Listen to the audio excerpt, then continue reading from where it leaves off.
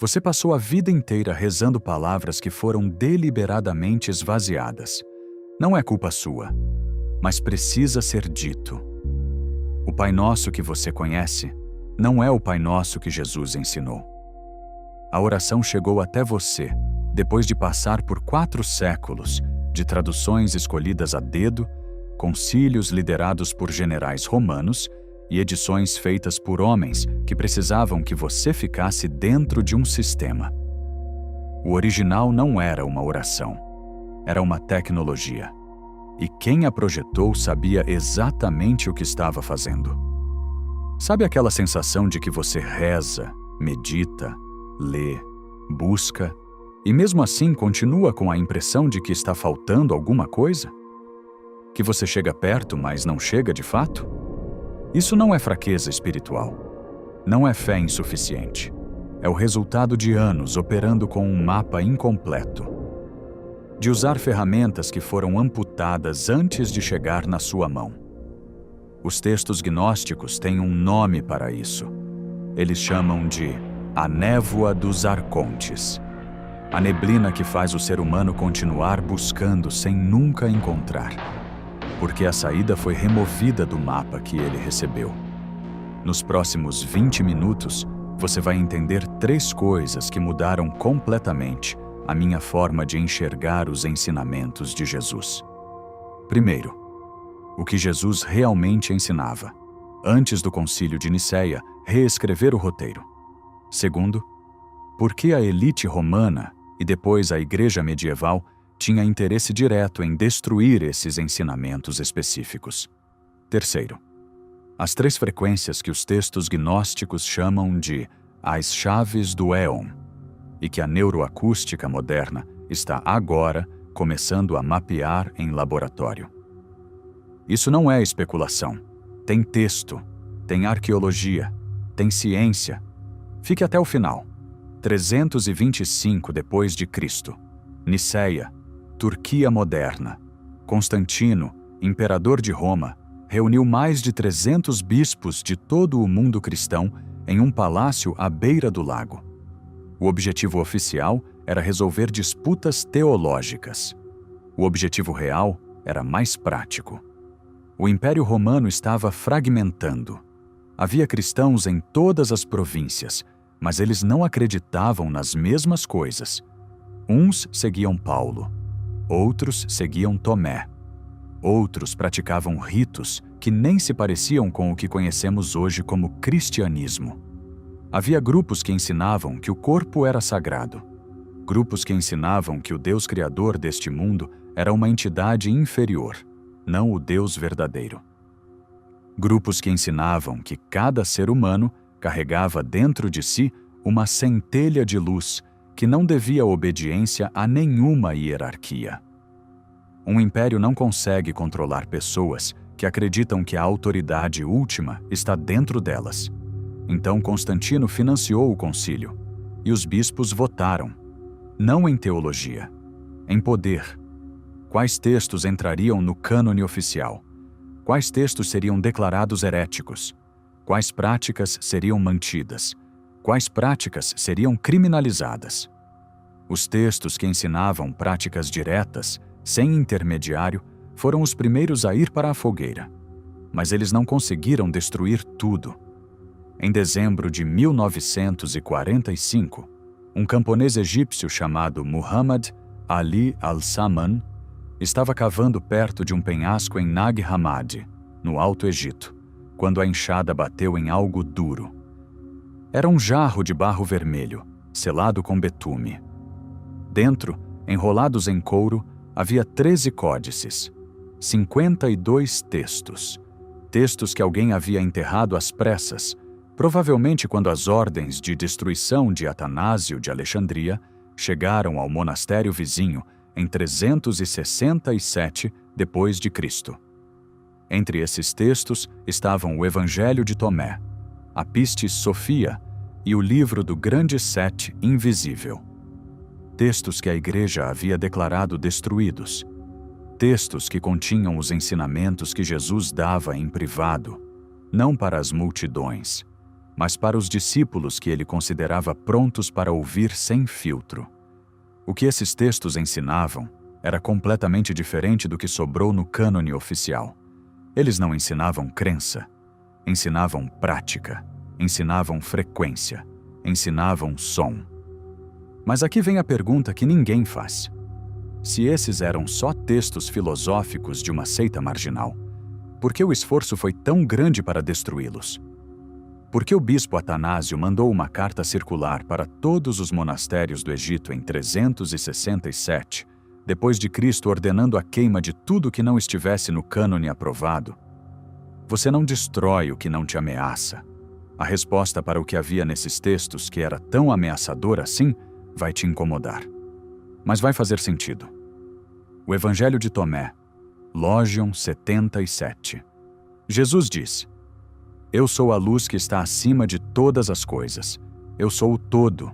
O todo saiu de mim, e o todo voltou a mim. Parte um pedaço de madeira, e eu estou lá. Levante uma pedra, e você vai me encontrar. Isso não é o Jesus que manda você ir à igreja todo domingo. Isso é o Jesus que diz que a presença que você está buscando não está em nenhum lugar externo. Está na madeira, na pedra, em você. Logion 3 do mesmo Evangelho. Se aqueles que te guiam disserem, olha, o reino está no céu, então os pássaros do céu vão chegar lá antes de você. Se eles disserem que está no mar, então os peixes vão chegar antes, mas o reino está dentro de você e fora de você. Esses textos foram escritos no século I, ou início do século II. Provavelmente antes dos evangelhos canônicos que você conhece. E eles pintam um Jesus que ensinava exatamente o oposto de dependência. Ele ensinava acesso direto. Na cosmologia gnóstica, os arcontes são as camadas da prisão. Não demônios de chifre e tridente. São padrões. São os mecanismos automáticos que mantêm a consciência humana operando no piloto do medo, da comparação, da escassez, da obediência cega. O que os textos gnósticos chamam de centelha divina é o que você, hoje, chamaria de consciência não condicionada. O estado em que você não está reagindo a partir do trauma, não está operando a partir da identidade que o sistema construiu para você. Não está buscando validação de nenhuma fonte externa. Os arcontes não precisam ser entidades literais para serem reais. Qualquer sistema que lucre com a sua fragmentação interna é um arconte funcional. As redes sociais que medem sua autoestima em curtidas. A indústria do consumo que vende identidade em forma de produto. A religião institucionalizada que coloca um intermediário entre você e o que quer que seja sagrado. Jesus, nos textos que sobreviveram em Nag Hammadi, ensinava como sair dessa estrutura. E a ferramenta principal não era a fé. Era o som. Era a frequência. Era a vibração intencional do aramaico falado da forma correta. Eu sei o que você está pensando agora. Textos antigos são fáceis de interpretar do jeito que você quiser. Qualquer um pode pegar um parágrafo de 2000 anos atrás e ler nele o que precisa ler. É uma objeção justa. É exatamente a objeção que eu tinha. Por isso a ciência precisa entrar aqui agora. Porque o que os neuroacústicos e físicos quânticos estão documentando nos laboratórios não foi construído a partir dos textos gnósticos. Eles chegaram lá de outro caminho. E chegaram no mesmo lugar. Em 1944, Max Planck, o pai da física quântica, deu uma das suas últimas entrevistas. Ele disse algo que os livros de física raramente citam. A matéria em si não existe. Toda matéria se origina e existe apenas pela virtude de uma força que faz as partículas atômicas vibrarem e mantém o sistema solar atômico coeso. Devemos assumir que por trás dessa força existe uma mente consciente e inteligente. Essa mente é a matriz de toda a matéria. A matriz. A palavra que Planck usou em 1944. Os textos gnósticos chamavam de pleroma, o campo de plenitude de onde a centelha divina veio e para onde ela pode retornar. Física quântica moderna e cosmologia gnóstica, usando metáforas diferentes para o mesmo substrato. Isso sozinho já seria interessante, mas fica mais específico. Em 2008, o Instituto Nacional de Saúde dos Estados Unidos financiou uma pesquisa conduzida pela neurocientista Nina Kraus, da Universidade Northwestern, sobre o efeito de frequências sonoras específicas no sistema nervoso autônomo. O que ela encontrou? Frequências na faixa de 40 Hz sincronizam oscilações neurais no córtex pré-frontal e reduzem a atividade reativa da amígdala, o sistema de alarme do cérebro, em até 37% durante a exposição. Em termos práticos, existem sons que literalmente desligam o modo de sobrevivência do cérebro. O Instituto HeartMath, em Stanford, Califórnia, publicou 30 anos de pesquisa sobre coerência cardíaca. O estado de coerência, quando o ritmo cardíaco entra em um padrão de ordenação específico, cria o que eles chamam de entrainment do sistema nervoso, um estado de sincronização em que a mente analítica para de competir com o corpo. O estado de coerência cardíaca produz o mesmo marcador neurológico que meditadores avançados levam anos para alcançar de outra forma. E esse estado é induzível por som, por frequência, por vocalização intencional. Neil Douglas Klotz é um estudioso americano que passou 30 anos traduzindo os ensinamentos de Jesus diretamente do aramaico, sem passar pelo filtro do grego e do latim que a maioria das traduções usa. Ele publicou isso em 1990 no livro Prayers of the Cosmos. O que Douglas Klotz documentou é tecnicamente perturbador. A palavra aramaica que Jesus usava para Deus não era pai, no sentido que conhecemos. Era Abun, que vem de duas raízes, Abe, que significa pai ou fonte, e Wun, que é um sufixo que indica processo contínuo de emanação. Literalmente, a fonte que está continuamente emanando. Mas o que Douglas Klotz descobriu não é só semântico. A pronúncia correta de Abun, em aramaico, cria uma vibração no osso externo e na caixa torácica que é mensurável por acelerômetro. A sílaba Beun ressoa especificamente na faixa de frequência que o Instituto HeartMath identifica como a faixa de coerência cardíaca. Jesus não estava ensinando uma oração. Estava ensinando uma técnica de regulação do sistema nervoso que induzia coerência cardíaca e sincronização neural. Planck chamou de mente por trás da matéria. HeartMath chama de coerência. Os gnósticos chamavam de pleroma. Douglas Klotz chama de campo de presença. Mesma coisa. Caminhos diferentes. Parece complicado? Deixa eu trazer isso para a sua conta de luz, para o seu celular, para o seu domingo de manhã. O modelo de controle que o Concílio de Nicéia estabeleceu não desapareceu em 325 depois de Cristo. Ele se atualizou várias vezes. A lógica era a mesma de sempre. Você não pode controlar uma pessoa que acessa a autoridade interna. Você só consegue controlar quem depende de fonte externa. Então o sistema, qualquer sistema que lucre com a sua dependência, precisa que você nunca encontre a sua fonte interna. A indústria farmacêutica fatura 1,6 trilhão de dólares por ano. A maior fatia não são antibióticos ou vacinas. São medicamentos para ansiedade, depressão e insônia. Condições que, em grande parte, são o sintoma fisiológico de um sistema nervoso preso em modo de sobrevivência crônica. O mesmo modo que as frequências de Jesus eram projetadas para desligar. Não estou dizendo que medicação não tem lugar. Estou dizendo que ninguém lucra com você aprendendo a regular seu próprio sistema nervoso sem prescrição. As redes sociais têm departamentos inteiros de engenheiros cuja função é manter a sua atenção num estado de microestresse constante. Porque um cérebro em leve ansiedade permanente consome mais, clica mais, compra mais.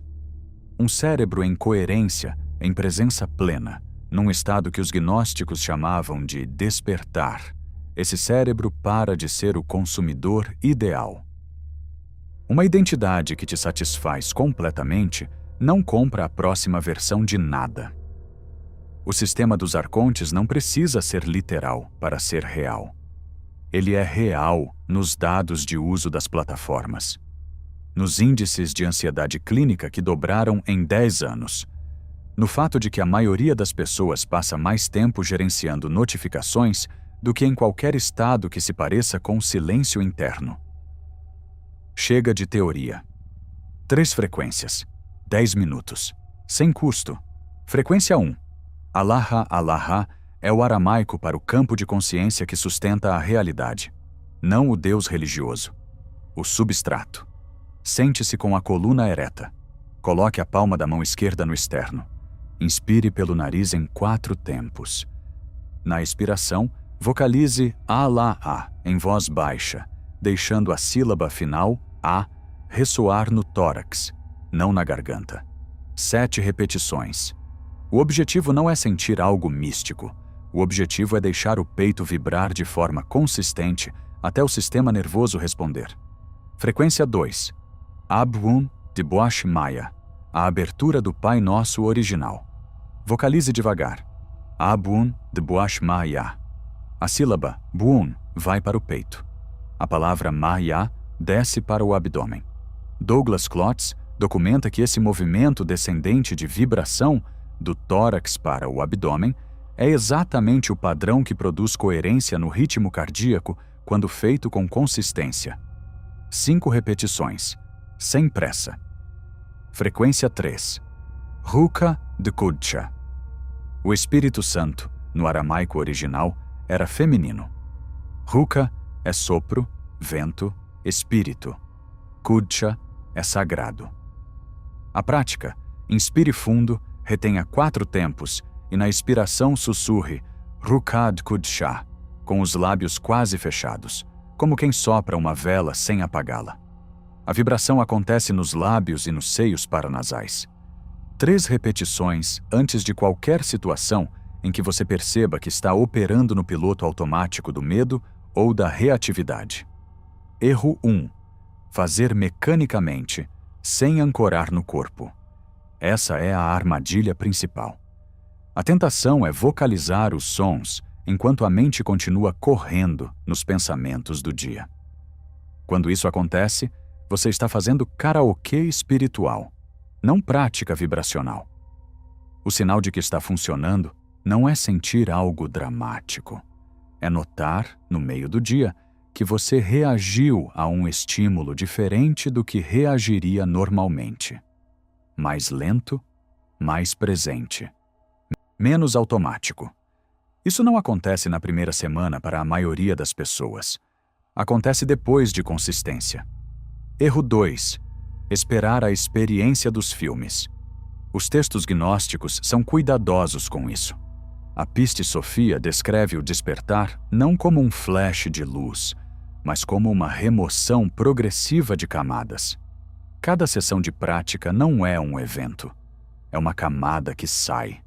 As pessoas que desistem geralmente desistem na 3ª semana, quando já saíram algumas camadas, mas a experiência ainda parece sutil demais para justificar o esforço. É exatamente o ponto em que a prática começa a consolidar. O sistema dos arcontes, em linguagem moderna, é chamado de inércia. A tendência de um sistema a permanecer como está. Ele não cede no dia 1. Cede no dia 21 e você não percebe porque a mudança foi gradual. Você que chegou até aqui não é a mesma pessoa do minuto 0 desse vídeo. Não porque eu disse algo revelador, mas porque você fez uma escolha diferente da maioria. A maioria clicou em outra coisa. A maioria estava procurando entretenimento. Você ficou 22 minutos ouvindo sobre aramaico, neuroacústica e textos que alguém enterrou no deserto há 16 séculos para que sobrevivessem. Isso diz algo sobre o que está acontecendo em você. Os textos gnósticos têm uma palavra para o momento em que a centelha começa a reconhecer a si mesma. Eles chamam de anagnoses, o reconhecimento. Não uma revelação que vem de fora, mas uma memória que acorda de dentro. Se esse conteúdo fez sentido para você, não de forma intelectual apenas, mas de forma que algo reconheceu algo, escreva nos comentários a palavra pneuma. Só essa palavra. Eu entendo o que ela significa. Nos próximos vídeos, vou me aprofundar nas outras chaves que a Piste Sophia preservou. As frequências de cura documentadas no Saltério de Davi, a prática do col, o som interno que os mestres do Carmel ensinavam antes da Inquisição chegar, e o que o Evangelho de Filipe diz sobre o batismo de fogo que nunca foi o que a Igreja ensinou. Isso é o começo.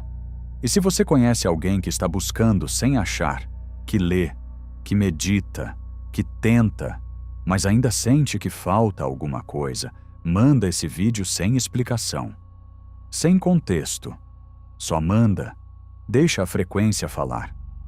O algoritmo não distribui esse tipo de conteúdo de graça. Nunca distribuiu. Depende de você fazer circular o que tentaram enterrar.